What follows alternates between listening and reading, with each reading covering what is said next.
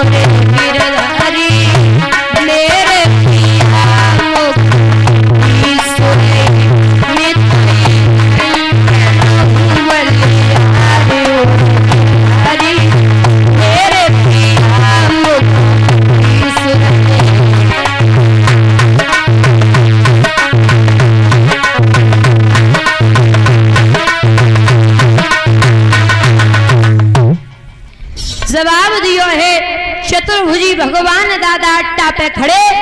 तो मैया बोली बस हमें इतना ही वरदान चाहिए और नाथ हमें कछु नहीं चाहिए। भगवान बोले ऐसा ही होगा।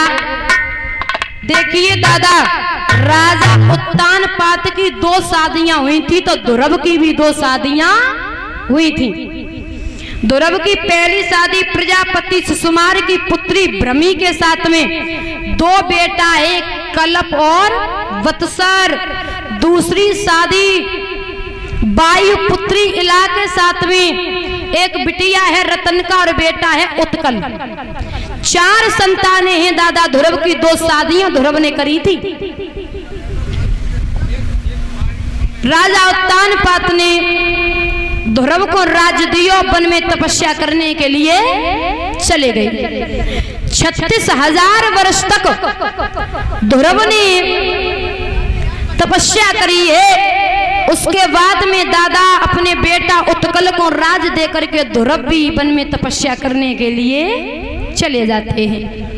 और सुनिए, उत्तम का हिमालय पर्वत पे यक्षों के साथ में युद्ध हुआ। वहां यक्षों ने उत्तम को मार डाला तो उत्तम की मैया सुरची ने भी वहीं प्राणों को त्याग दिया। जब ध्रुव को पता चला तो ध्रुव आए हैं और ध्रुव ने जवाब दिया है यक्षों के बदले, एक भाई के बदले में बहुत सारे यक्षों को मार डाला। बहुत सारे यक्षों को मार डाला है। ध्यान रखें, यक्षों की संख्या थी 1,30,000। इतने यक्षों को दादा स्वयं मनु आए हैं और जवाब दिया बेटा तुम क्या कर रहे हो? हम सृष्टि पैदा कर रहे हैं और तुम सृष्टि बिगाड़ रहे हो। हम सृष्टि पैदा कर रहे हैं और तुम सृष्टि उजाड़ रहे हो।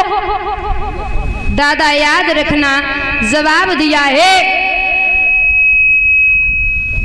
तो ध्रुव को समझाए दियो है। श्री सुखदेव भगवान वर्णन करते दादा कि ये ध्रुव पूर्व जन्म में कौन थे। विष्णु पुराण की बात है कि पूर्व जन्म में ध्रुव एक ब्राह्मण के बेटा थे। इनके मन में इच्छा थी कि मैं भी एक राजा का बेटा होता, हमारा भी राजपाट होता। तो भगवान ने राजा का बेटा बनाया और कहा जाइए 36,000 वर्ष राज करना। इनकी इच्छा पूरी भई। देखिए, भक्त के जीवन में वैसे इच्छा कोई जागृत नहीं होती है। जो अच्छा भक्त हो कोई इच्छा जागृत नहीं होती। अगर इच्छा जागृत हो जाए तो माताओं वो पूरी होती है। भगवान ने पूरी इच्छा करी। बोलिए गोविंद भगवान की। ताली बजाते हुए भगवान का भजन बोलेंगे। चल भैया।